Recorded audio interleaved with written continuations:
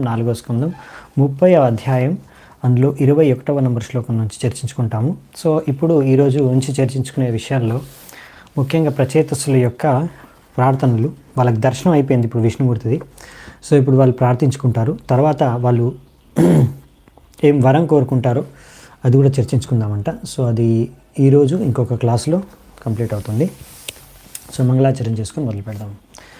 ఓం అజ్ఞానతిమిరాంధస్య జ్ఞానాంజనాశలాకయా చక్షోరున్మిళితం యేన తస్మై శ్రీగురవే నమః. శ్రీచైతన్యమనోభీష్టం స్థాపితం యేన భూతలే స్వయం రూపః కదా మహ్యం దదాతి స్వపదాంతికం.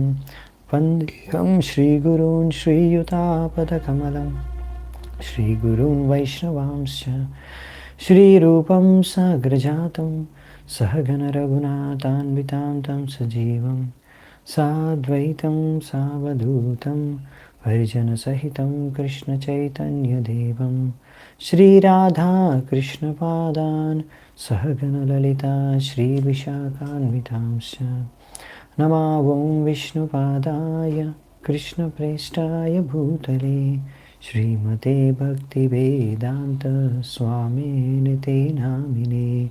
नमस्ते सारस्वते देवे गौरवाणी प्रचारिणे निर्विशेष शून्यवादी पाश्चात्यदेशतारिणे. नमो महावदन्याय कृष्णप्रेमप्रदायते कृष्णाय कृष्णचैतन्य नामिने गौरत्विषे नमः. हे कृष्ण करुणा सिंधु दीनबंधु जगत्पते गोपेश गोपिका कांत राधा कांत नमोस्तुते. तप्त कांचन गौरांगी राधे वृंदावनेश्वरी वृषभानुसुते देवी प्रणमामि हरिप्रिये. नीलाचल निवासाय नित्याय परमात्मने बलभद्रा सुभद्राभ्यां जगन्नाथाय ते नमः. वाञ्छाकल्पतरुभ्यश्च कृपासिन्धुभ्य एव च पतितानां पावनेभ्यो वैष्णवेभ्यो नमो नमः. जय श्रीकृष्ण चैतन्य प्रभु नित्यानंद श्री अद्वैत गदाधर श्रीवासादि गौरभक्तवृंद. हरे कृष्णा कृष्ण कृष्ण हरे हरे हरे राम राम राम हरे हरे. हरे कृष्ण. సో 21వ శ్లోకం. मैत्रेय उवाच एवं ब्रुवाणं पुरुषार्थभाजनं जनार्दनं प्रञ्जलय प्रचेतसः तद्दर्शनत्वस्ततमोरजोमला गिरा गृणन् गद्गदया सुहृत्तमम्. సో మైత్రేయుని ఏం చెప్పారంటే, ఈ విధంగా భగవంతుడు ప్రచేతలతో మాట్లాడిన తర్వాత ప్రచేతలు భగవంతుడికి ప్రార్థనలు అర్పించారు. భగవంతుడి అందరికీ విజయాన్ని, అన్ని రకాల సువిధల్ని, వరాల్ని ప్రసాదించేది. ఆయన అందరికీ పరమ మిత్రుడు, పరమ బంధువు. ఇంకా అన్ని రకాల కష్టాలని కూడా భక్తుల నుంచి దూరం చేసేది. ఇప్పుడు వీళ్ళందరూ కూడా ఎంతో కృతజ్ఞత భావంతో ప్రచేతసులు అందరూ కూడా ఇప్పుడు భగవంతుడికి ప్రార్థనలు అర్పించబోతున్నారు. ఇప్పుడు భగవంతుడితో ముఖాముఖ దర్శనంతోనే వాళ్ళు మొత్తం శుద్ధమైపోయారు. ఇప్పుడు ఆ శుద్ధమైన చేతనతో ప్రచేతసులు ఇప్పుడు భగవంతుడికి ప్రార్థనలు అర్పించుకుంటున్నారు. సో ఈ ప్రార్థనలు చాలా అద్భుతంగా ఉంటాయి. సో ఈ విధంగా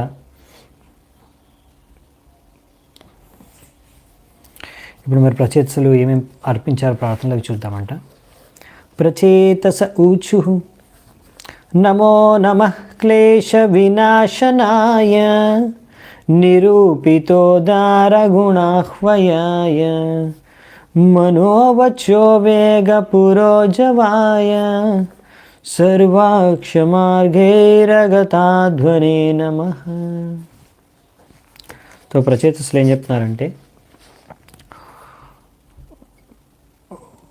ప్రియమైన భగవంతుడా, మీరు అన్ని రకాల క్లేశాల నుంచి, అన్ని రకాల దుఃఖాల నుంచి మమ్మల్ని దూరం చేస్తారు, అన్ని దుఃఖాలు దూరం చేస్తారు మావి. మీరు ఎంతో మహావదన్యాయులు, ఎన్నో అద్భుతమైన దివ్య గుణాలు కలిగిన వాళ్ళు. ఇంకా మీ యొక్క నామం కూడా చాలా శుభకరం. సో ఇవన్నీ కూడా ఆల్రెడీ మనకు శాస్త్రాల్లో చెప్పేశారు. మీరు మనస్సు కన్నా శబ్దాల కన్నా వేగంగా ప్రయాణించవచ్చు.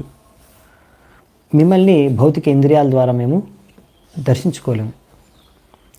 అందుకనే మీకు మేము మళ్ళీ మళ్ళీ ప్రణామాలు అర్పించుకుంటున్నాం అని వాళ్ళు మొదలుపెట్టారు ప్రార్థనలు. సో ఇది ఆల్రెడీ నిరూపిత, అంటే నిరూపించబడింది అన్నమాట. నిరూపితోదర గుణాహ్వయాయ, భగవంతుడి యొక్క గుణరూప మహిమలు, ఆయన దివ్యత్వం అనే విషయాలు అన్నీ కూడా ఆల్రెడీ నిరూపించబడ్డాయి శాస్త్రాల్లో. సో దీన్ని మళ్ళీ రీసెర్చ్ చేయాల్సిన అవసరం లేదు, పరిశోధన చేయాల్సిన అవసరం లేదు. భగవంతుడు ఉన్నాడా, భగవంతుడి దివ్యమా కాదా అని ఈ విషయాల గురించి. సో భగవంతుడి విషయాల గురించి అన్నీ కూడా ఆల్రెడీ వేదాలు ఇచ్చారు. ఇది అర్థం చేసుకోవడమే వేదాల యొక్క లక్ష్యం. వేదైశ్చ సర్వేర్ అహమేవ వేద్యో వేదాంతకృత్వేద విధియేవ చాహం. అవునా? సో ఈ వేదాలలో ఉన్న ఈ శ్రీకృష్ణుడిని అర్థం చేసుకోవడమే సారం. సో అది ఎలా అర్థం చేసుకుంటామంటే, అత శ్రీకృష్ణ నామాది న భవేద్ గ్రాహ్యం ఇంద్రియై. సో మన యొక్క ఇంద్రియాల ద్వారా అయితే మనం ఎప్పుడూ అర్థం చేసుకోలేము భగవంతుడి యొక్క దివ్య రూప లీల నామ మహిమలన్నింటినీ కూడా. మరి ఎలా? సేవోన్ముఖే జిహ్వాదౌ స్వయం ఏవ స్ఫురత్యదః. సో ఎప్పుడైతే మనం ముందు స్టార్ట్ చేయాలి భగవంతుడికి భక్తి సేవ చేసుకోవడం. ఎలా స్టార్ట్ చేస్తామంటే, సేవోన్ముఖే, ముఖం నుంచి, మనం ముఖం నుంచి అంటే మన నాలిక నుంచి. సేవోన్ముఖే జిహ్వాదౌ, జీవ అంటే నాలిక. సో మనము ముఖంలో ఉన్న నాలిక నుంచి స్టార్ట్ చేయాలంట. ఎలా స్టార్ట్ చేస్తాం? నాలుక నుంచి హరే కృష్ణ హరే కృష్ణ మహామంత్రం జపం చేసి, లేకపోతే భగవంతుని యొక్క ప్రసాదం తీసుకొని. సో ఇది రెండింటి ద్వారా మనం ఫస్ట్ స్టార్ట్ చేయాలి సేవ, ప్రసాదం సేవ, ఇంకా హరే కృష్ణ మహామంత్రం జపం చేయడం. తర్వాత మెల్లిగా భగవంతుడిని నామాలు వినడం, గుణ రూపలే మహిమల్ని వినడం, జపించడం, కీర్తించడం. మెల్లిమెల్లిగా మన ప్రతి ఒక్క ఇంద్రియాల్ని, ప్రతి ఒక్క మన దగ్గర ఉన్న వస్తువులు అన్నింటినీ కూడా భగవంతుడి యొక్క సేవలో వినియోగించాం. తద్వారా మనం అన్ని ఇంద్రియాల్ని మెల్లిమెల్లిగా భగవంతుడి సేవలో వినియోగిస్తే అప్పుడు అవి శుద్ధమైపోయి అప్పుడు మనం భగవంతుడిని అర్థం చేసుకోగలం. ఎప్పుడైతే మన ఇంద్రియాలు శుద్ధమైపోతే అప్పుడు మనం భగవంతుడిని అర్థం చేసుకోగలం. ఇక్కడ ప్రచేతసులు ఇప్పుడు భగవంతుడి దర్శనం ద్వారా శుద్ధమైపోయాయి మొత్తం.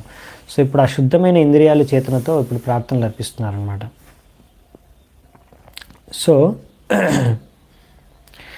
సో మామూలుగా ఇక్కడ చెప్పేది ఏంటంటే, మనం భగవంతుడిని ఎప్పుడు చేరుకోలేము, భగవంతుడిని ఎప్పుడు దర్శించుకోలేము, భగవంతుడిని అర్థం చేసుకోవడం చాలా కష్టం. కానీ ఒకవేళ భగవంతుడు మన యొక్క భక్తి ద్వారా ప్రసన్నుడైపోతే, మన సేవ భక్తి ద్వారా ప్రసన్నుడైపోతే, ఆయన మనము ఊహించని అంత తొందరగా మన దగ్గరికి రావచ్చు, మన ముందు ప్రత్యక్షమైపోవచ్చు. ఎంతో దూరం ఉన్నా వెంటనే మన ముందు ప్రత్యక్షమైపోవచ్చు. మనస్సు కన్నా వేగంగా కూడా ఆయన ప్రయాణిస్తాడు.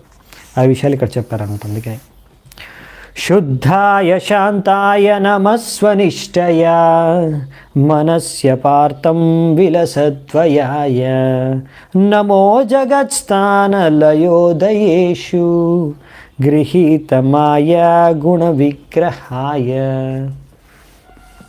ఇక్కడ ఏం చెప్తున్నారంటే, ఓ భగవంతుడా, మేమందరం మీకు మళ్ళీ ప్రణామాలు అర్పించుకుంటున్నాము.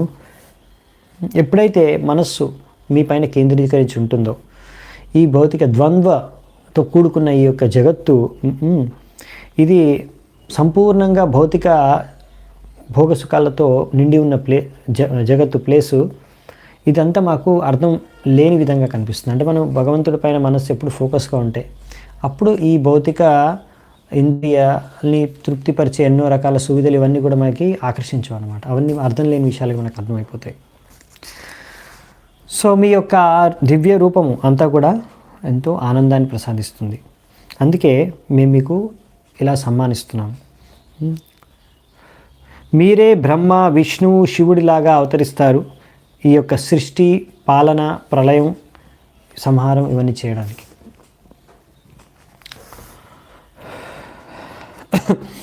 సో ఈ విధంగా ఇక్కడ చెప్పేది ఏంటంటే ముఖ్యమైన పాయింట్, మన మనస్సు భగవంతుడిపైన ఎప్పుడూ కేంద్రీకరించి ఉంటే మనం ఈ భౌతిక జగత్తులో ఉన్న ఎన్నో భౌతిక కార్యాలు చేస్తున్నా ఆ సమయంలో కూడా మనము శుద్ధంగా ఉండొచ్చు. చిన్మయం అంటే కృష్ణ కాన్షియస్నెస్, కృష్ణ భావనామృతంతో మన మనస్సు ఉంటే మనం ఎక్కడున్నా సరే, ఏ పరిస్థితుల్లో ఉన్నా, ఏ కార్యాలు చేసినా కానీ మనం ఇంకా ముక్తావస్థలోనే జీవించవచ్చు ఈ భౌతిక జగత్తులో ఉండి కూడా. ఇంకా ఇవన్నిటికీ అనాసక్తులై మనం ఉండొచ్చు. సో ఒకవేళ మన మనస్సు ఆల్రెడీ కృష్ణ చైతన్యంలో ఆసక్తి లభించిందంటే ఇంకా వేరే వాటి పట్ల ఆసక్తి లభించదు. వేరే వాటి పట్ల ఆసక్తి అనేది వెళ్ళిపోతుంది. సో హయ్యర్ టేస్ట్ అనమాట, పరం దృష్ట్వా అని పడుతుంది. సో మనము వేరే వాటిపైన ఆకర్షితం అవ్వకుండా భౌతిక విషయాలపైన ఉండాలి అంటే మనం కృష్ణుడి పట్ల, కృష్ణుడి ఏదో ఒక భక్తి మార్గం పంత, ఏదో ఒక అంగం పట్ల మనము ఆకర్షితులం అయిపోవాలి, ఆసక్తులం అయిపోవాలి. భక్తులు ఏదో ఒక విషయం పట్ల ఆసక్తులు అయిపోవాలి. భగవంతుడు నామ గుణ రూప మహిమలు ఎక్కడో, సో శ్రవణం కీర్తన స్మరణ ఎక్కడైనా మనకు ఆసక్తి కలగాలి. లేకపోతే మనం ఈ యొక్క భౌతిక ఆసక్తుల నుంచి ఎప్పుడు కూడా ముక్తులు అవ్వలేము, అనాసక్తులు అవ్వలేము మనం. అది పాయింట్ అన్నమాట. నమో విశుద్ధ సత్వాయ హరయే హరిమేధసే వాసుదేవాయ కృష్ణాయ ప్రభవే సర్వసాత్వతాం. ఓ ప్రియమైన భగవంతుడా, నేను మీకు ప్రణామాలు, సమ్మానపూర్వకమైన ప్రణామాలు అర్పించుకుంటున్నాము. ఎందుకంటే మీరు మీరుండేది సంపూర్ణంగా ఈ యొక్క భౌతిక జగత్తు, భౌతిక విషయాలు, భౌతిక గుణాలకు అతీతం మీరుండేది. ఇంకా మీరు అన్నీ కూడా భక్తుల యొక్క అన్ని రకాల కష్టాలని తీసేసుకుంటారు. దీని గురించే మీరు ఎప్పుడు ఆలోచిస్తూ ఉంటారు, ఎలా భక్తుల యొక్క కష్టాలని దూరం చేయాలని. అందుకని మీరు ఎప్పుడు కూడా పరమాత్మ రూపంలో వాళ్ళ హృదయంలో నివసిస్తూ ఉంటారు, ప్రతి ఒక్క హృదయంలో. అందుకే మిమ్మల్ని వాసుదేవ అన్నారు. అలాగా మీరు వసుదేవుల్ని తండ్రిగా కూడా స్వీకరించారు. ఇంకా మీకు కృష్ణ అనే పేరు కూడా ఉంది, తద్వారా మీరు ఎంతో ప్రఖ్యాతి. ఈ విధంగా మీరు ఎంతో దయామయులు. మీ యొక్క కృప ద్వారా భక్తుల యొక్క ఖ్యాతి కూడా మీరు పెంచుతారు మీ యొక్క ప్రభావం ద్వారా. సో ఇక్కడ మరి ముందు కూడా చెప్పారు కదా, భగవంతుడు ఇలా బ్రహ్మదేవుడు, బ్రహ్మ విష్ణు మహేశ్వరుల రూపాలని కూడా ధరించి సృష్టి, పాలన, ప్రళయం అని సంహారం అని చేస్తారని. సో అందులో మామూలుగా భగవంతుడు 3 అవతారాలు గుణావతారాలు అంటారు. కానీ ఇందులో విష్ణు అవతారం మాత్రమే విశుద్ధ సత్వం. విశుద్ధ సత్వంలో అంటే చిన్మయం. బ్రహ్మదేవుడిది జీవాత్మనే, బ్రహ్మదేవుడు జీవాత్మనే. సో జీవుడే. శివుడు మాత్రం మధ్యలో ఉంటారు. ఎప్పుడు కూడా వీళ్ళు ముగ్గురు ఒక సమానం కాదనమాట. అలా మనము నారాయణుడితో మిగతా అందరినీ, శివుడిని, బ్రహ్మదేవుడిని కూడా సమానంగా పోల్చేసి అంతా ఒకటే అని చెప్తే అది అపరాధం. అది ఎక్కడ రాశారంటే శాస్త్రాల్లో రాశారు. ఇక్కడ ఏం రాశారంటే, యస్తు నారాయణం దేవం బ్రహ్మ రుద్రాది దైవతై సమత్వేనైవ వీక్ష్యత సపాషండీ భవేద్రుహం. ఒకవేళ అనుకున్నారనుకోండి, ఎవరైనా శివుడు, బ్రహ్మ ఇత్యాది దేవతలందరూ కూడా విష్ణువుతో సమానమని అనుకుంటే వాళ్ళని పాషండులతో పోల్చారు. వాళ్ళు పాషండులతో సమానం అని చెప్పారు. పాషండులు అంటే నాస్తికులు, ఎవరైతే విశ్వసించారో, విశ్వాసం లేదు భగవంతుడి పైన, వారితో పోల్చేశారు. అందుకనే చాలా జాగ్రత్త. ఇది ఒక నామపరాధం కూడా. ఎప్పుడు కూడా మనము ఇలా అందరూ ఒకటే అని మనం చెప్పకూడదు. మరి బ్రహ్మదేవుడు జీవాత్మ, విష్ణువు విశుద్ధ సత్వం, సంపూర్ణంగా ఆధ్యాత్మికం. మరి శివుడు రెండింటి మధ్యలో, ఇద్దరి మధ్యలో ఉంటారనమాట. ఆయన జీవాత్మ కూడా కాదు, విష్ణుతత్వం కూడా కాదు. సో ఈ శంభుతత్వ శివుడి ఎలా మనం అర్థం చేసుకోవడం అంటే, క్షీరం యథాదది వికార విశేషయోగాత్ సంజాయతే నహి తతః ప్రతగస్తి హేతో యశంభుతామపి తతః సముపైతి కార్యాత్ గోవిందమాది పురుషం తమహం భజామి. సో ఎలాగైతే క్షీరం యథా దధి, పాల నుంచి పెరుగు తయారవుతుంది, దహి. సో ఆ పాలకి పెరుగుకు తేడా ఏంటంటే పాలు పరుగు వేరేలా పనిచేస్తాయి, ఒకేలా పనిచేయవు. కానీ పెరుగు పాల నుంచే వచ్చింది, కానీ పెరుగు పాలు ఒకటే కాదు, రెండు వేరు. అలాగే విష్ణువు నుంచి శివుడు వచ్చిన, శివుడు చేసే కార్యాలు వేరు, విష్ణువు చేసే కార్యాలు వేరు. విష్ణువు చేసేది పాలన, శివుడు చేసేది సంహారం. అంతేకాకుండా వాళ్ళిద్దరు కూడా ఒకటి కాదు. అలా శివుడు విష్ణువు నుంచి వచ్చినా కానీ విష్ణువుడు శివుడు ఒకటి కాదు, ఒక సమానం కాదు. ఎలాగైతే పాలు పెరుగు ఒకటే కాదు, వేరు వేరు. సో అలాంటి పాలు పెరుగుకున్న సంబంధమే విష్ణువుకి శివుడికి ఉన్న సంబంధం.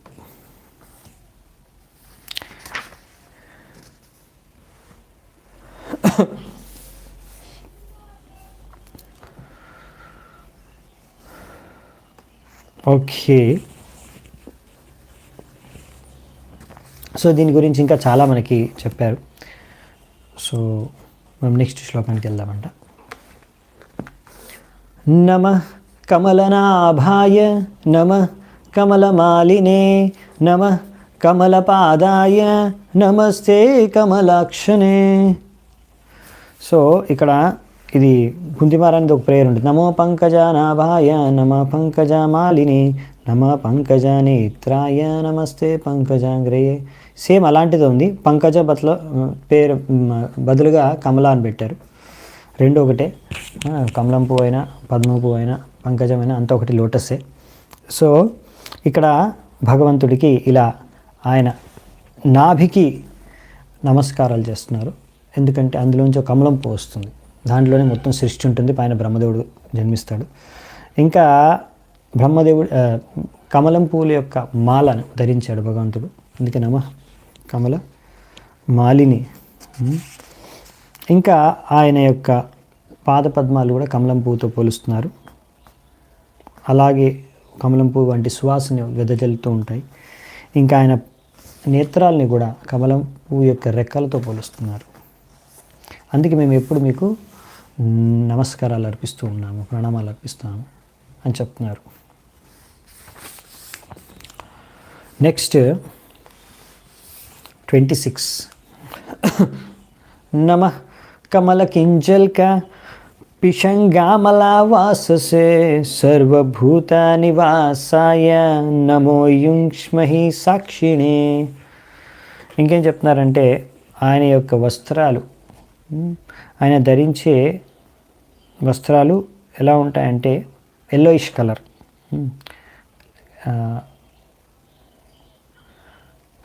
ఇంకా దాని తర్వాత పీషాంగ మాత్రం ఎల్లోయిష్ అనమాట. ఇంకా ఏమాత్రం ఇంకా నెక్స్ట్, కానీ అది భౌతికమైన వస్త్రం కాదు, మనం ధరించే డ్రెస్ లాగా కాటను సిల్కో కాదనమాట. అదంతా కూడా అది కూడా చిన్మయం, దివ్యం. కలర్ మాత్రం అలా ఉందన్నమాట.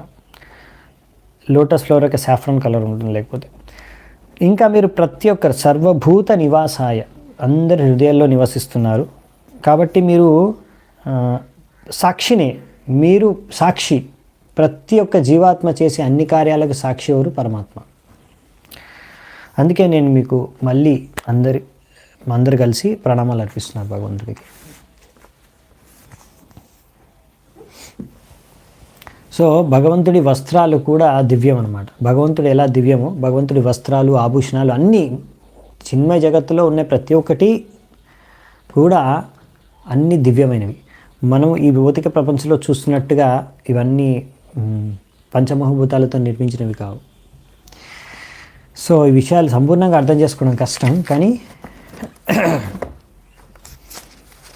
అట్లీస్ట్ ఈ విషయాలు భౌతికం కాదు అనే విషయాలు తెలుసుకోవాలి మనం. ఓకే, సో నెక్స్ట్ 27వ శ్లోకం. రూపం భగవతా త్వేతద్ అశేష క్లేశ సంక్షయం ఆవిష్కృతం న క్లిష్టానాం కిమన్యత్ అనుకంపితం. ఇంకేం చెప్తున్నారంటే, ఓ భగవంతుడా, మేమందరం బద్ధజీవులం, ఎప్పుడు అంధకారంలో ఇంకా ఈ భౌతిక చేతనతో నిండిపోయి ఉంటుంది మా జీవితం. అందుకే మేము ఎప్పుడు కూడా రకరకాల కష్టాలు అనుభవిస్తూ ఉంటాం ఈ భౌతిక ప్రపంచంలో. మమ్మల్ని కష్టాల నుంచి ఉద్ధరించడానికి మీరు ఈ దివ్య రూపంలో అవతరించారు, ప్రత్యక్షమయ్యారు మా ముందు. దీని ద్వారా మాకు ఇది రుజువు అవుతుంది, మీరు ఇలా భక్తుల యొక్క కష్టాలు దూరం చేయడానికి మీరు ఇలా దర్శనమిచ్చి మీ అపారమైన కృపను మా పైన ప్రసాదిస్తారని, మీ కృప అనేది అంతులేనిది, అపారమైందని. కాబట్టి మాలాంటి బద్ధజీవులకే మీరు ఇలా కృపను ప్రసాదిస్తే ఇంకా భక్తుల విషయానికి వస్తే ఇంకా చెప్పనవసరం లేదు. ఎప్పుడు మీరు వారికి కృపను ప్రసాదిస్తూనే ఉంటారు. సో భగవంతుడు కృపను అందరికీ ప్రసాదిస్తారు, కానీ ప్రత్యేకంగా భక్తులకి అని ఇక్కడ చెప్తున్నారు. మనము కురుక్షేత్ర రణభూమిలో చూస్తాము, భగవంతుడు కూడా అర్జునుడితో ఉన్నాడు, పాల్గొన్నాడు ఆయన సారథి రూపంలో. సో అక్కడ రెండు విషయాలు జరిగాయి అన్నమాట. మనకు కనిపిస్తుంది అక్కడ అధర్మం వైపు ఉన్న వాళ్ళందరినీ కూడా వధిస్తున్నాడు అర్జునుడు. సో చాలామంది అక్కడ అసురులు చనిపోతున్నారు, వాళ్ళందరూ చనిపోతున్నారు అక్కడ. కానీ కృష్ణుడు అర్జునుడిని మాత్రం రక్షించాడు, లాస్ట్ వరకు రక్షిస్తారు. అంటే ఒక అసురుల్ని మాత్రం రక్షించట్లేదు, లేకపోతే అధర్ముల్ని రక్షించట్లేదు, బద్ధజీవుల్ని, కానీ ఓన్లీ భక్తుల్ని రక్షిస్తున్నట్టుగా కనిపిస్తుంది. కానీ భగవంతుడి యొక్క కృప అందరిపైన ఉంది. భగవంతుడు అలా అసురుల్ని, దానవుల్ని, రాక్షసుల్ని, అధర్ముల్ని, నాస్తికుల్ని ఇలాంటి వారిని కూడా దండించి లేకపోతే సంహరించి వారిపైన కృప చూపిస్తారు. కురుక్షేత్ర రణభూమిలో ఎవరైతే భగవంతుడిని దర్శించుకుంటూ, ఇరుపక్షాల్లో ఏ సైనికులైనా సరే భగవంతుడిని దర్శించుకుంటూ అలా ఎవరైతే ప్రాణాలు వదిలేశారో, ఇంకా భగవంతుడిని అలా భగవంతుడిగా అర్థం చేసుకొని, సో వాళ్ళు అందరికీ కూడా ముక్తి లభించింది. ఇంకా అలా అర్థం చేసుకోకుండా ఇంకా సాధారణ వ్యక్తి అనుకొని యుద్ధం చేస్తూ మరణిస్తే ఇంకా స్వర్గవాసం లభిస్తుంది అనుకోండి. సో అలా భగవంతుడు అందరికీ కృప చూపిస్తారు. అసురులకు కూడా ఎప్పుడు, వాళ్ళకు కూడా ఒక్కొక్కసారి చాలాసార్లు కూడా ఈ బ్రహ్మన్ లిబరేషన్, బ్రహ్మజ్యోతిలో విలీనమయ్యే ఆ ముక్తిని ప్రసాదిస్తారు. ఒకవేళ వాళ్ళు భక్తులుగా మారిపోతే, లేకపోతే వాళ్ళు భగవంతుడి పైన మంచి సద్భావన కలిగి ఉంటే వాళ్ళకి గోలోక బృందావన వైకుంఠ ప్రాప్తి కూడా లభిస్తుంది, పూతనకు లభించినట్టుగా. సో భగవంతుడి కృప అందరికీ చూపిస్తాడు. సో కొంతమందికి రక్షించి, కొంతమందికి సంహరించి. సో ఆయన రక్షించడం, సంహరించడం రెండు కూడా కృపనే.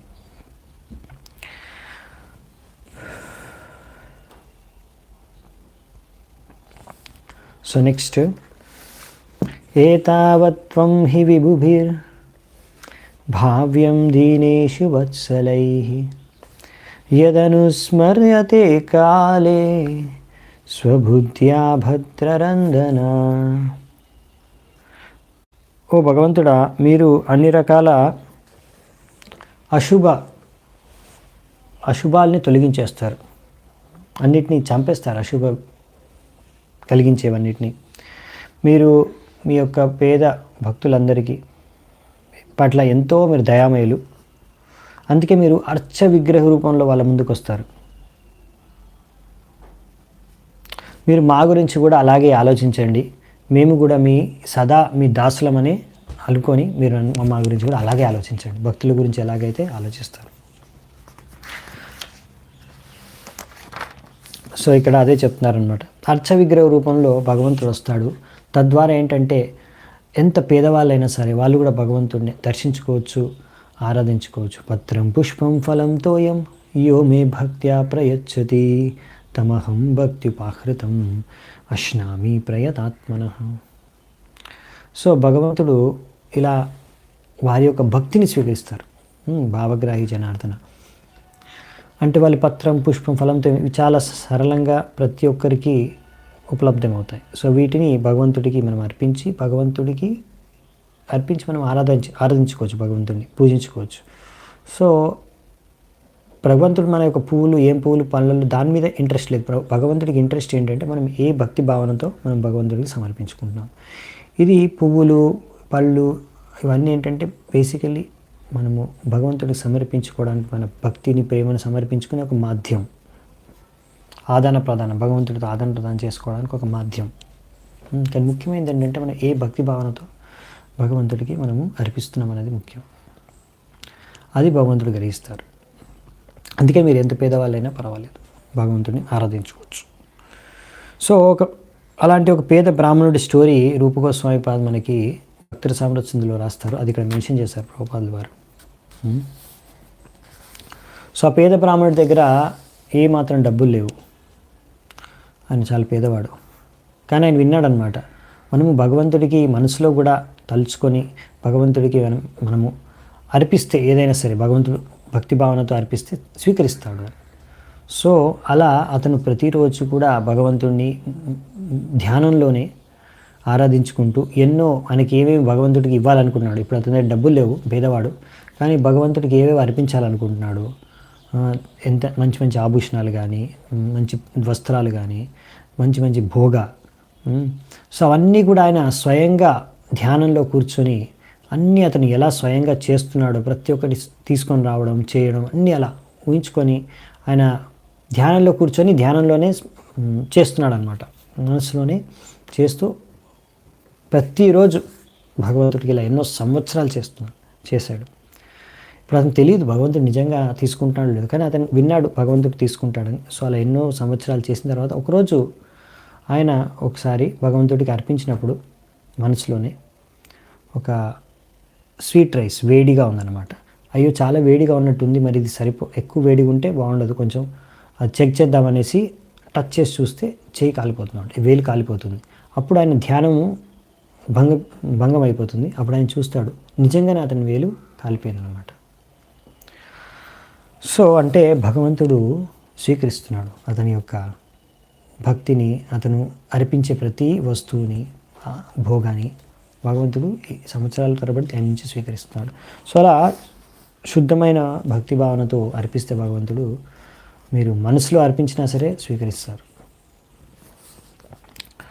అందుకనే ప్రతి ఒక్కరు కూడా ఇలా విగ్రహ ఆరాధన చేసుకోవాలి. ఇంట్లో విగ్రహాలని స్థాపించుకోవాలి, లేకపోతే మందిరంలో అయినా సరే విగ్రహారాధన చేసుకోవాలి. తద్వారా ఇవన్నీ కూడా ఒక గురువు ఆదేశానుసారంగా చేయాలని రాస్తున్నారు ఇక ప్రభుపాల్ వారు శాస్త్రాల్లో ఇచ్చారు. అందుకే ఈ విగ్రహ రూపంలో భగవంతుడు ఇలా మనము దర్శించుకోలేం కదా కళ్ళతో దివ్య రూపాన్ని. సో విగ్రహ రూపంలో మనకు వస్తారు, విగ్రహ రూపంలో అన్నీ స్వీకరిస్తారు మన నుంచి. ఏనోపశాంతిర్భూతానాం క్షుల్లకానామపీహతాం అంతర్హితోంతర్హృదయే కస్మాన్నో వేదనాశిషః. సో ఎప్పుడైతే భగవంతుడు ఆయన ఒక ఈ సహజమైన దయ ద్వారా ఆయన ఎప్పుడు భగవంతుడు భక్తుల గురించి చింతిస్తూ ఉంటాడు. అలా భగవంతుడు చింతించడం ద్వారానే కొత్త భక్తుల నియోఫైట్ కనిష్ట భక్తుల యొక్క కోరికలన్నీ కూడా తీరిపోతాయి. ఇలా భగవంతుడు ప్రతి ఒక్కరి హృదయంలో నివసించి ఉన్నాడు. ఎంత జీవాత్మ ఎంత తుచ్చమైన శరీరంలో ఉన్న తుచ్చమైన వ్యక్తి అయినా సరే ప్రతి ఒక్క ఆత్మతో పాటు భగవంతుడు పరమాత్మ రూపంలో ఆయన హృదయంలో ఉంటారు. తద్వారా భగవంతుడికి ఆ జీవాత్మ యొక్క ప్రతి కార్యం, ప్రతి విషయం గురించి తెలుసు. ఆయన యొక్క కోరికలతో సహా ఆయనకి ఏం కోరికలు ఉన్నాయో కూడా భగవంతుడికి తెలుసు. సో మనం ఎంత తుచ్చవలమైనా సరే, సో భగవంతుడికి మన కోరికలు ఏవో తెలియకుండా ఉండవు. మనం ఎవరైనా సరే ప్రతి ఒక్కరి కోరికలు భగవంతుడికి తెలుసు. మీరు ఏం కోరుకుంటున్నారో అది భగవంతుడికి తెలుసు. ఇప్పుడు ఇక్కడ చెప్పేది ఏంటంటే అలా అంత పెద్ద భక్తులు కాకపోయినా తుచ్చమైన వాళ్ళే కూడా, లేకపోతే కనిష్ట భక్తులు కూడా భగవంతుడి కోరికలు తీర్చేస్తాడే. అటువంటి భగవంతుడు భక్తుల కోరికలు తీర్చరా? తప్పకుండా తీరుస్తారు అని ఇక్కడ రాస్తున్నారు. సో అందుకనే మనము జాగ్రత్తగా ఉండాలి. మనము కోరుకునేటప్పుడు భగవంతుడికి ఏం కోరుకోవాలో జాగ్రత్తగా కోరుకోవాలి. అసావేవ వరోస్మాకం ఈప్సితో జగతః పతే ప్రసన్నో భగవాన్ యేషాం అపవర్గా గురుర్గతి. జగన్నాథ, భగవంతుడా, నువ్వు జగన్నాథుడివి. నువ్వు ఈ భక్తిని ప్రసాదించే మొదటి గురువువి. మిమ్మల్ని ఆరాధించుకోవడం, మిమ్మల్ని సంతృప్తిపరచడమే మా జీవిత లక్ష్యం. కనుక మీరు మా ద్వారా సంతృప్తి చెందాలని మేము కోరుకుంటున్నాం. మీరు ఎప్పుడు మా ద్వారా సంతృప్తిగా ఉండాలి, మా ద్వారా అనేదే మేము కోరుకుంటున్నాం. ఇంకా మీ సంతృప్తి, మీ సంతృష్టి తప్ప మాకు ఇంకా వేరే ఏ కోరిక లేదు. సో ఇక్కడ ఏం కోరుకుంటున్నారో చూడండి ప్రచేతసులు. వాళ్ళు మాకేం ఇది కావాలి అది కావాలని ఏం అడగట్లేదు. వాళ్ళు ఏం అడుగుతున్నారు? మా ఉద్దేశం ఏంటి? మా జీవిత లక్ష్యమే మిమ్మల్ని సంతృప్తిపరచడం. మీరు మా ద్వారా సంతృప్తి పడితే, మా భక్తి ద్వారా మాకు అదే చాలు, ఇంకేం అవసరం లేదు. మీ సంతుష్టే మాకు అవసరం, నాకు ఇంకేం అవసరం లేదు, నాకు ఇంకేం కోరిక లేదు.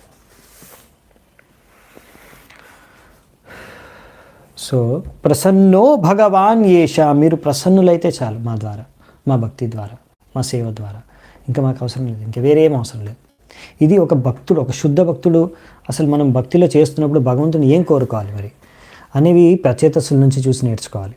వాళ్ళు అద్భుతంగా కోరుకుంటారు. అంటే ఇప్పుడు శుద్ధమైన చేతంతో వాళ్ళు భగవంతుడిని ప్రార్థించుకొని వాళ్ళు ఏం కోరుకుంటున్నారు చూడండి. ఫస్ట్ కోరుకున్నారు భగవంతుడు ప్రసన్నులు అయితే చాలు మన సేవా భక్తి ద్వారా, ఇంకేం అవసరం లేదు మాకు. సో ఎందుకంటే భక్తుడికి తెలుసు ఒకటేంటంటే, భగవంతుడు మీరు అనొచ్చు సరే మనం ముక్తి గురించి కోరుకోవాలి కదా, లేకపోతే అలా భగవద్ధామానికి వెళ్ళాలి ఇవన్నీ, లేకపోతే బ్రహ్మంలో విలీనమైపోవాలి అంటే ముక్తి మార్గం, చాలామంది ముక్తి పొందాలనేసి భగవంతుడి దగ్గరికి వచ్చి కోరుకుంటారు. కానీ భక్తులు అర్థం చేసుకోవాలి, భగవంతుడు మన ద్వారా సంతుష్టి అయ్యాడంటే చాలు, భగవంతుడు ప్రసన్నుడైతే చాలు. ఈ ముక్తి ఇవన్నీ ఒక పెద్ద విశేషమే కాదు. ఎందుకంటే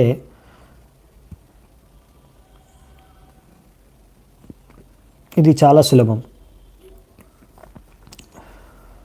ఎందుకంటే మనం భగవంతుడినే సంతృప్తిపరుస్తున్నాం, మనం భగవంతుడినే చేరుకోగలుగుతున్నాం. మనం భగవంతుడినే చేరుకోగలిగితే ఈ ముక్తి, బ్రహ్మన్ ముక్తి, భగవద్ధామానికి వెళ్ళిపోయామంటే ముక్తి పొందినట్టే.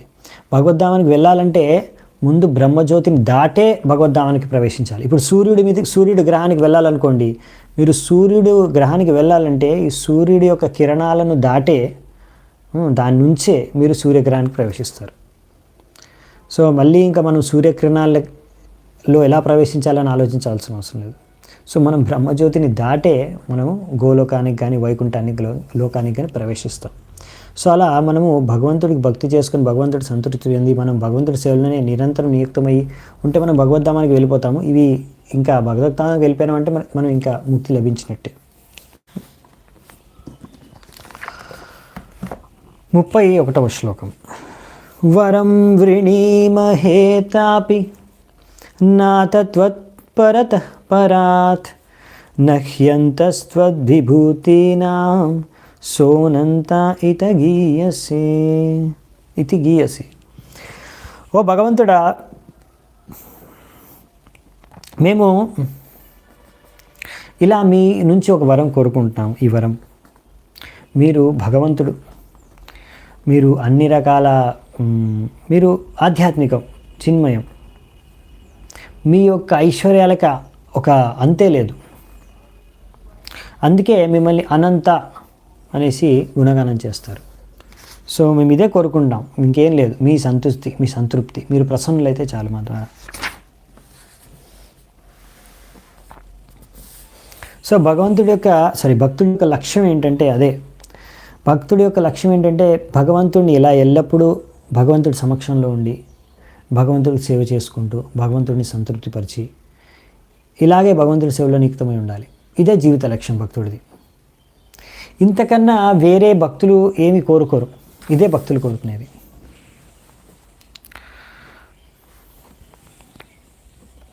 సో ఇక్కడ భగవంతుడికి అనంతం అని చెప్తున్నారు. అవును, ఇక్కడ ధ్రువమహారాజు ఉదాహరణ కూడా ఇచ్చారు. ఎందుకంటే ధ్రువమహారాజు ముందు ఏదో కోరుకొని నాకు మా పితామహ నా తాత కన్నా కూడా పెద్ద రాజ్యం కావాలి అని కోరికతో ఆయన తపస్సు చేస్తాడు. కానీ ఎప్పుడైతే భగవంతుడు ప్రసన్నుడవుతాడో, ఆయన భగవంతుడి దర్శనం లభిస్తుందో సంపూర్ణంగా శుద్ధమైపోతాడు. దాని తర్వాత అంటాడు నాకు ఏ కోరిక లేదు, నాకు ఏం అవసరం లేదని. సో అలా అనమాట. సో భగవంతుడి భక్తి ద్వారా ఒకవేళ మీకు ఏమైనా కోరికలు ఉన్నా సరే భగవంతుడి సరిగ్గా భక్తి చేసుకుంటే శుద్ధమైపోతారు. ఆ కోరికలన్నీ కూడా వెళ్ళిపోతాయి. సో ఇక్కడ ఇంకొకటి భగవంతుడిని మీరు అనంత అని చెప్పారు ఇక్కడ. సో అనంత ఘీయసే, ఇలా అనంతాన్ని వర్ణించారు. ఆయన యొక్క లీలలు, గుణ, రూప, మహిమలు అన్నీ కూడా అనంతం. కానీ ఎప్పుడైతే జీవరాశులు ఇలా ఎప్పుడు ఈ అనంతమైన భగవంతుడి యొక్క శక్తుల గురించి కానీ లీలల గురించి కానీ శ్రవణం చేస్తూ ఉంటారో అప్పుడు ఈ విధంగా మనము భగవంతుడు అనంతమైనా సరే మనం భగవంతుడితో సంబంధాన్ని స్థాపన చేసుకోవచ్చు.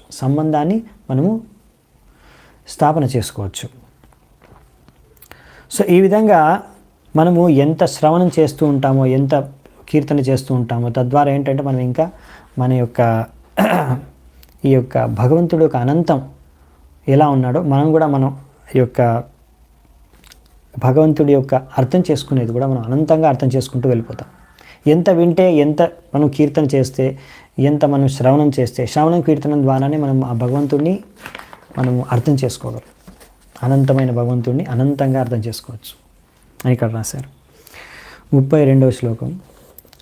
పారిజాతేంజసా లబ్ధే సారంగోన్యన్న సేవతే త్వదంగ్రీమూలమాసాధ్య సాక్షాత్ కిం వృణీమహి.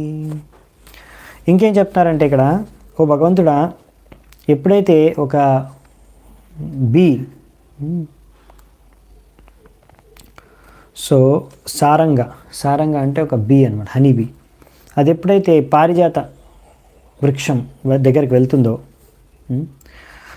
అక్కడ అది ఎప్పుడు కూడా ఇంకా ఆ వృక్షాన్ని వదిలి వెళ్ళాలనుకోదు. ఎందుకంటే అవసరం లేదు, వెళ్ళాల్సిన అవసరం లేదు. అలాగే ఒక్కసారి మేము మీ పాదపద్మాల దగ్గరికి రాగానే మేము ఇంకా ఇది మీ పాదపద్మాలని వదిలి వెళ్ళాలనుకోవట్లేదు. ఎందుకంటే మీ పాదపద్మాల దగ్గరకు వచ్చేస్తాం మేము. ఆల్రెడీ మీ పాదపద్మాల దగ్గరికి వచ్చేసిన తర్వాత మేము ఇంకా మిమ్మల్ని వదిలి వెళ్ళదలుచుకోలేదు. ఇంకా మాకు ఇంకేం అవసరం లేదు. ఇంకా మిమ్మల్ని అడగాల్సిన అవసరం ఇంకేం లేదు. సో బేసికల్లీ ఏంటంటే మేము ఎప్పుడు మీ పాదపద్మాల దగ్గరే ఉండాలనుకుంటున్నాము, మీకు ఎప్పుడు ఎల్లప్పుడు ఇలా సేవ చేసుకోవాలనుకుంటున్నాము. ఇంకా మాకు ఇంకే వేరే అవసరం ఏం లేదు. సో ఈ పారిజాత వృక్షాన్ని కల్పవృక్ష అంటాము. సో ఇలాంటి చాలా పారిజాత వృక్షాలు ఉంటాయి, మన కల్పవృక్షాలు ఉంటాయి ఆధ్యాత్మిక ప్రపంచంలో. సో కల్పవృక్షాలు అంటే మీరు ఏం కావాలంటే ఆ ఫలాల్ని ఎప్పుడు కావాలంటే అప్పుడు అందించేస్తాయి అన్నమాట. చింతామణి ప్రగర సద్మసు కల్పవృక్ష. సో కల్పవృక్షాలు అన్నమాట. బ్రహ్మసమితిలో వర్ణించినవి కూడా ఇవే. ఒకసారి ఇలాంటిది ఒక పారిజాత వృక్షము ఇంద్రలోకంలో ఉంటుందన్నమాట. ఒకసారి సత్యభామతో పాటు కృష్ణుడు వెళ్ళినప్పుడు ఆమె కోరిక మేరకు ఆయన అక్కడి నుంచి పారిజాత వృక్షాన్ని తీసుకొని వచ్చి తన ద్వారకలో సత్యభామ యొక్క ఇంటి దగ్గర స్థాపించారన్నమాట. సో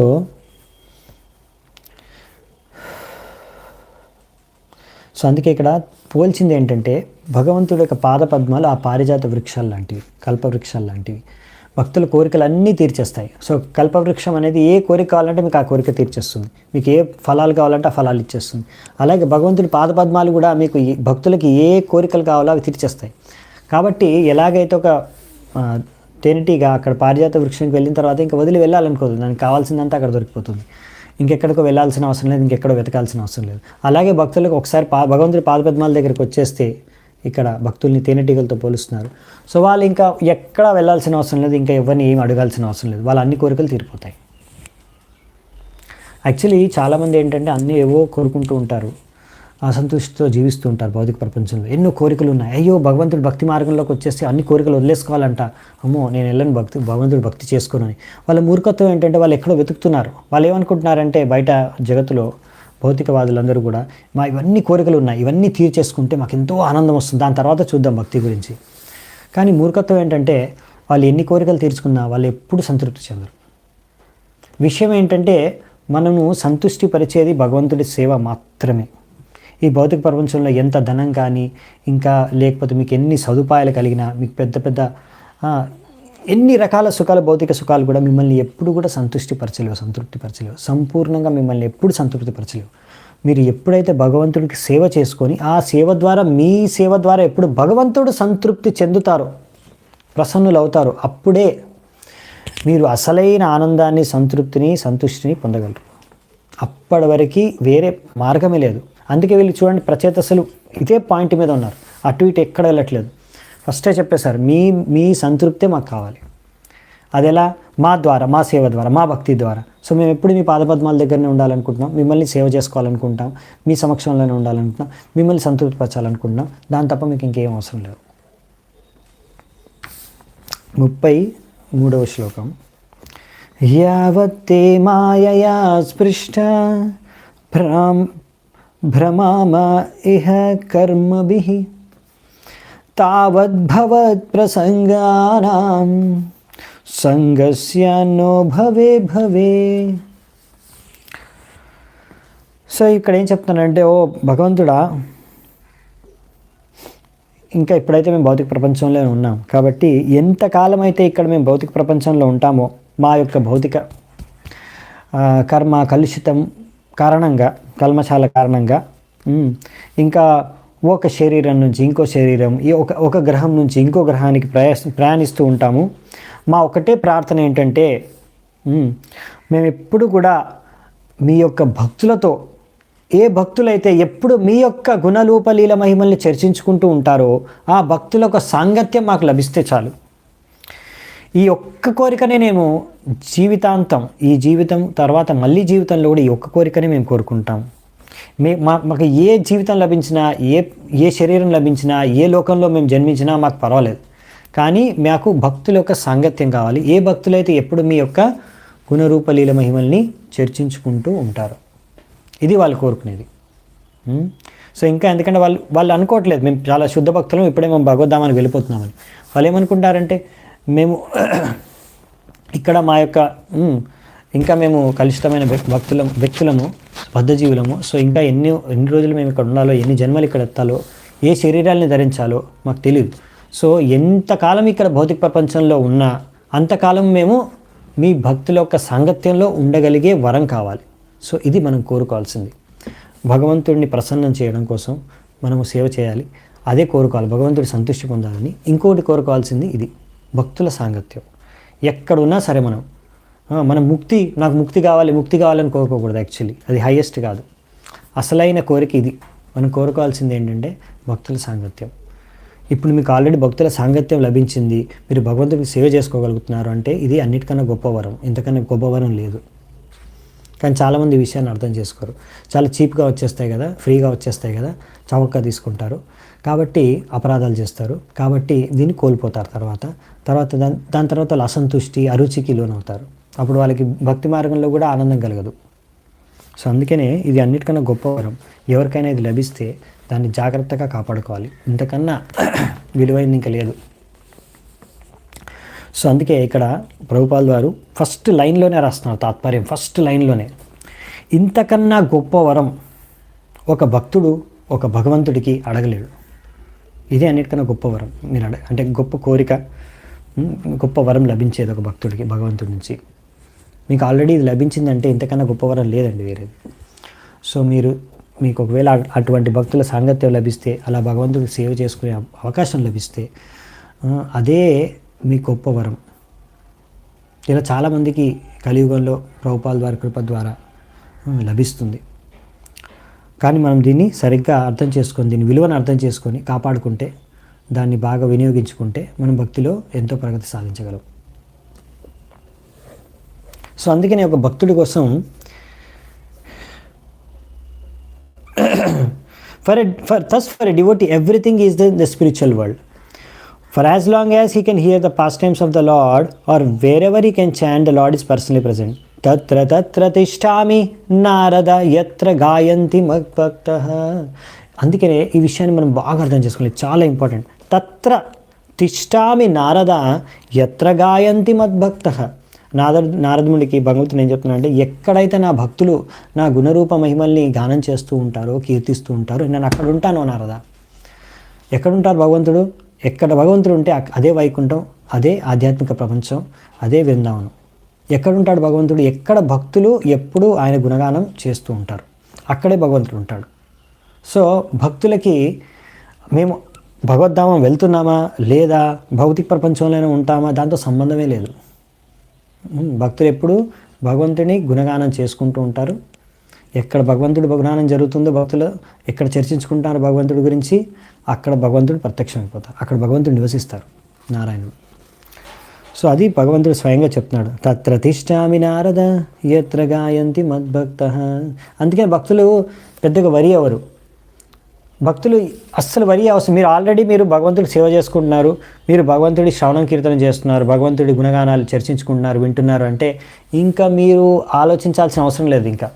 మీరు ఇంకా దేని గురించి బెంగపెట్టుకోవాల్సిన అవసరం లేదు. ఇదే జీవితం పరమ ఉద్దేశం, ఇదే. జస్ట్ ఇది చేస్తూ ఉండాలి అంతే. ఇదే జీవిత లక్ష్యం, ఇంక వేరే ఏం లేదు. వేరే ఏం చేయకున్నా పర్వాలేదు. సో ఇప్పుడు అందుకే ప్రభుపాదాలు రాస్తున్నారు, ద కంక్లూజన్. మన ఒక భక్తుడి యొక్క, శుద్ధ భక్తుడి యొక్క ముఖ్య ఉద్దేశం ఏంటంటే, నేను ఈ జన్మ మృత్యు జరా వ్యాధి చక్రాన్ని ఎలాగైనా సరే ఆపేయాలి, దీని నుంచి బయటపడాలి అనేది ముఖ్య ఉద్దేశం కాదు. ఎప్పుడు కూడా నేను ఇంకొక భక్తులతో సాంగత్యంతో ఎప్పుడు కూడా భగవంతుడి యొక్క గుణగానాల్ని చర్చించుకుంటూ వింటూ ఉండాలి. ఇది అస్సలైనది కోరుకునేది భక్తుడు. ఈ జన్మ మృత్యు జర వ్యాధి నుంచి మేము బయటపడాలి అని మనం చెప్తాము కొత్త వాళ్ళకి, ఎందుకంటే వాళ్ళకి ఇప్పుడు భక్తుల సాంగత్యం విషయం అర్థం కాదు. సో అందుకనే వాళ్ళకి ఏంటంటే ఇప్పుడు చాలా ప్రాబ్లమ్స్లో ఉన్నారు, వాళ్ళకి అది అర్థం చేసి ఇన్ని ప్రాబ్లమ్స్ ఉన్నాయి కదా, దీని నుంచి బయటపడే మార్గం ఇది. జన్మ మృత్యు జర వ్యాధి ఇక్కడ ఈ భౌతిక ప్రపంచంలో ఇలాగే ఉంటుంది. సో కాబట్టి మనం భగవద్ధామానికి వెళ్ళాలంటే మనము భక్తి చేసుకోవాలని. సో ఫస్ట్ అదే ఇన్స్పిరేషన్స్తో స్టార్ట్ చేస్తాం భక్తి. కానీ అది హయ్యెస్ట్ ఇన్స్పిరేషన్ కాదనమాట, హయ్యెస్ట్ ప్రేరణ కాదు భక్తి చేసుకోవడానికి. హయ్యెస్ట్ ప్రేరణ వచ్చేసి యాక్చువల్లీ చైతన్య మహాప్రభు మనకు చెప్తారు కదా, మమ జన్మనీశ్వరే భవతాద్ భక్తి హైతుకిత్వే. అంటే చైతన్య మహాప్రభు అనుకోవట్లేదు, చైతన్య మహాప్రభు చెప్పట్లేదు మనకి, ఈ జన్మ తర్వాత ఎలాగో మనకి ఇంకో జన్మ లేదు కదా, మనం ఎలాగో భగవద్ధామానికి వెళ్ళిపోతాం కదా అనట్లేదు. మమ జన్మనీశ్వరి భవతాద్ భక్తి రహితుకి. ఈ జన్మ కాదు, ప్రతి జన్మలో నేను మీకు భక్తి చేసుకోవాలి అని కోరుకుంటున్నారు. అది ప్రార్థన చైతన్య మహాప్రభు చేసుకునేది. సో మన చైతన్య మహాప్రభు మనకు నేర్పించింది అది. ఈ జన్మ ఉండకూడదు, ఇదే లాస్ట్ జన్మ, దీని తర్వాత మనం భగవద్ధామానికి వెళ్ళిపోవాలి. ఏం చేస్తారు అక్కడికి వెళ్ళి చేయాల్సింది ఏం చేయి? భగవంతుడికి సేవ, భక్తులతో కలిసి, అక్కడ భక్తులే ఉంటారు, అభక్తులు ఉండరు. భక్తులతో కలిసి భగవంతుడికి సేవ చేయాలి. దాని తర్వాత భగవంతుడి గుణ కీర్తనల్ని మనం వింటూ ఉంటాము, చర్చించుకుంటూ ఉంటాము, భగవంతుడి సేవ చేస్తూ ఉంటాము. సో అదే ఇక్కడ చేసామనుకోండి, అప్పుడు ఆధ్యాత్మిక ప్రపంచానికి భౌతిక ప్రపంచానికి తేడా లేదు. సో ఇది ఇక్కడ చేసుకోలేకపోతే అక్కడికి ఎప్పుడు వెళ్ళలేరు, వెళ్ళిన లాభం లేదు. సో ఇదే చేయాల్సింది అక్కడ కూడా. సో ఇక్కడే చేయొచ్చు. అప్పుడు మనం ఇక్కడే ఆధ్యాత్మిక లోకాన్ని, ఆధ్యాత్మిక ప్రపంచాన్ని, వైకుంఠాన్ని చూడొచ్చు.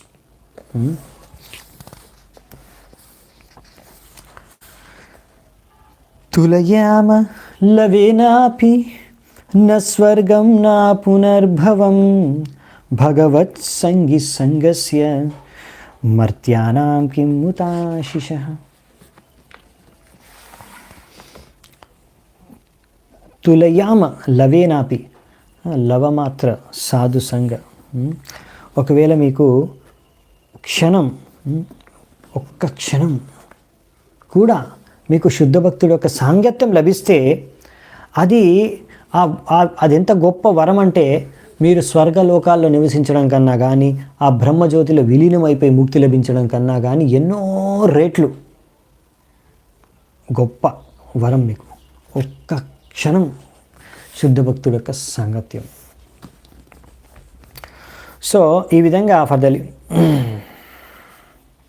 సో ఇలా శుద్ధ భక్తులు ఎవరైతే, ఇలాంటి మన బద్ధజీవులకు, ఎవరైతే మనం బద్ధజీవులము కొన్ని రోజుల తర్వాత మృతి చెంది చచ్చిపోతామో, అలాంటి బద్ధజీవులకి అన్నిటికన్నా గొప్ప వరం శుద్ధ భక్తుల యొక్క సాంగత్యం.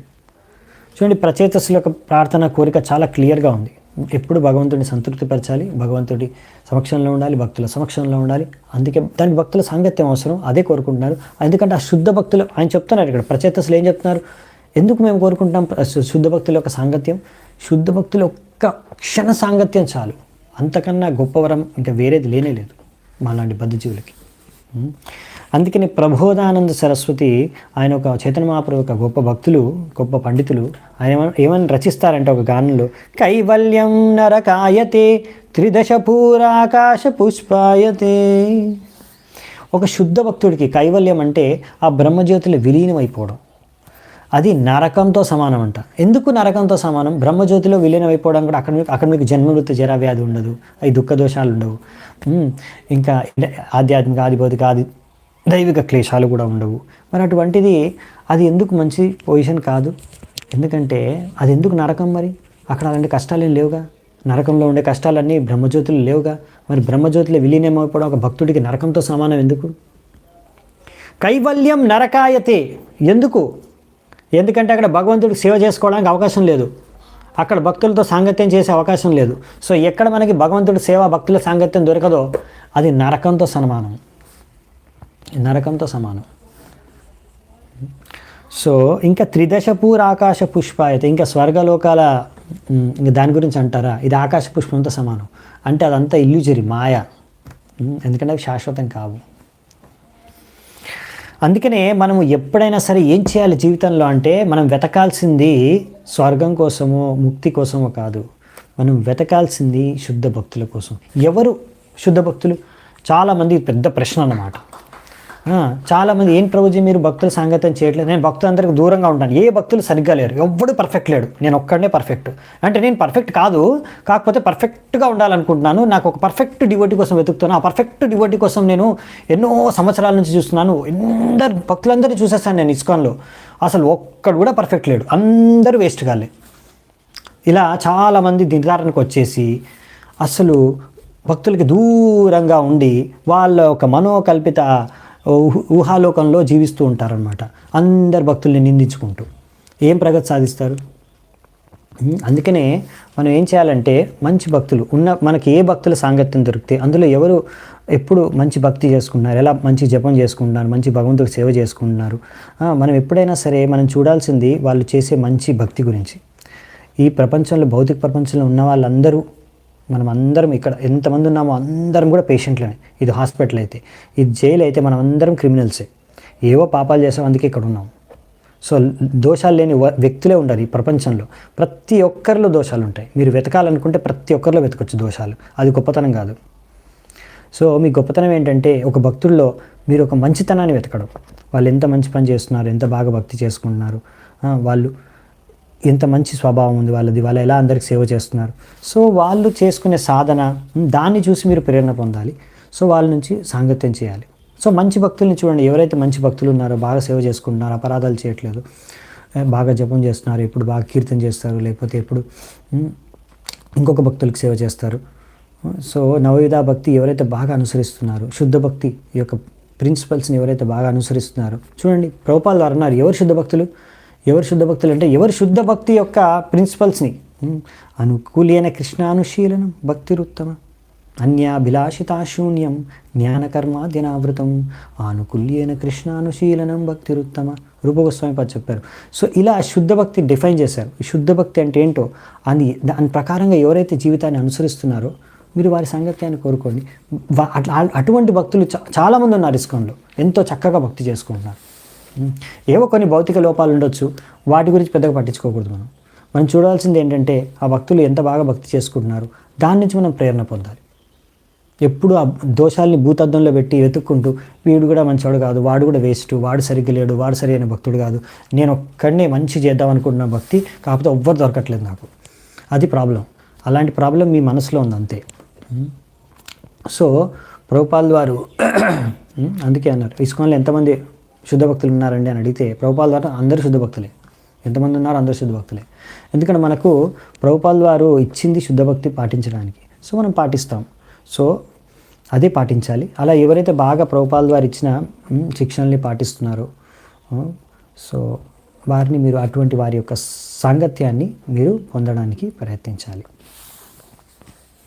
సో అందుకే ప్రభుపాదులు, one should search out such pure devotees and remain with them. అలాంటి భక్తుల్ని మీరు ఎంచుకొని చాలా రకరకాల భక్తులు ఉంటారు, కరెక్టే. కానీ అందులో కూడా మంచి భక్తులు ఉన్నారు చాలామంది. అలాంటి మంచి భక్తుల్ని ఎవరైతే బాగా భక్తి చేసుకుంటున్నారో అలాంటి భక్తుల్ని మీరు ఎంచుకొని ఆ భక్తుల సాంగత్యాన్ని మీరు కోరుకొని వాళ్ళతో పాటు ఉండాలి. సో ఎందుకంటే ప్రభుపాదులు రాస్తున్నారు ఇక్కడ, that will make one completely happy even to living in this material. అప్పుడు మీరు ఇలాంటి పని చేసినప్పుడు మీరు ఆనందంగా ఉండాలనుకుంటున్నారా? సరే, మంచి భక్తుల యొక్క సాంగత్యాన్ని వెతికి ఆ సాంగత్యంలో మీరు నివసించండి. అప్పుడు మీరు అసలైన ఆనందాన్ని ఈ ప్రపంచంలో ఉండి కూడా అనుభవిస్తారు. ఈ ఒక్క విషయం కోసమే, దీనికోసమే this Krishna consciousness movement is started for this purpose, that purpose. ఎందుకు ప్రభుపాదులు వారు ఇస్కాన్ని స్థాపించారు? ఇది సంస్థ కదా, అంతర్జాతీయ కృష్ణ భావనామృత సంఘం. సంఘం అంటే ఒక్కరు ఉండరనమాట, సొసైటీలో చాలామంది కలిసి ఉంటారు. ఎవరైతే భక్తి చేసుకోవాలి, కృష్ణ భావనామృతంతో ఉండాలి నేను ఎల్లప్పుడూ అని అనుకునే వాళ్ళే ఈ సంస్థలో ఉంటారు, ఈ సంఘంలో ఉంటారు. సో దానికోసమే ఈ సంఘంలోకి రావాలి, దానికోసమే వస్తారు. సో అందరికీ ఎన్నో అనర్థాలు ఉండొచ్చు, ఎన్నో లోపాలు ఉండొచ్చు, ఎన్నో దోషాలు ఉండొచ్చు, ఎన్నో రకరకాల బ్యాక్గ్రౌండ్స్ ఉండొచ్చు. కానీ మనము అందులో ఎంచుకొని మంచి భక్తులు ఎవరున్నారో చూసుకొని అలాంటి మంచి భక్తుల యొక్క సాంగత్యం మనం చేసుకోవాలి. ఎందుకంటే ఈ ఇస్కాన్ని స్థాపించిందే దానికోసం, భక్తుల యొక్క సాంగత్యాన్ని పొందడం కోసం ఇస్కాన్ని స్థాపించారు ప్రభుపాదులు వారు.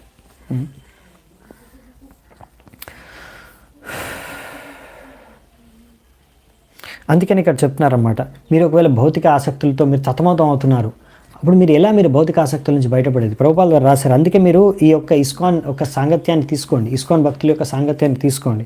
తద్వారా మీరు in this way the confused and frustrated inhabitants of the material world may find the highest happiness in the association with devotees. మీరు ఇలాంటి ఈ ప్రపంచంలో, ఈ భౌతిక ప్రపంచంలో మీరు ఎంతో కన్ఫ్యూజ్ అయిపోయి ఫ్రస్ట్రేట్ అయిపోయి ఉన్నారా, మీరు భక్తుల సాంగత్యాన్ని పొందండి. అప్పుడు మీరు ఈ ఫ్రస్ట్రేషన్, కన్ఫ్యూజన్ అన్నిటి నుంచి బయటపడతారు, అసలైన ఆనందాన్ని అనుభవిస్తారు, హైయెస్ట్ హ్యాపీనెస్.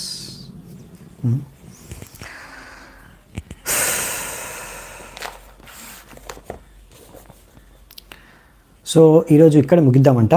సో 35 నుంచి తీసుకొని మిగతా శ్లోకాలన్నీ కూడా నెక్స్ట్ క్లాస్లో చూసుకుందాం. రేపు కొంచెం నేను బిజీగా ఉన్నాను, వీలవ్వకపోవచ్చు. సో ఎల్లుండి మనం చూసుకుందాం, రేపు వీలవ్వకపోతే. ఓకే, సో అప్పటి వరకు సెలవు. చాలా చాలా ధన్యవాదాలు ఎంతో ఓపిక విన్నందుకు. శ్రీల ప్రభుపాద్ కీ జై, గ్రంథరా శ్రీమద్ భాగవతం కీ జై, సమవేత గౌర భక్త వృంద కీ జై, నితాయ్ గౌర్ సీతనాథ్ ప్రేమానందే, హరి హరి బోల్.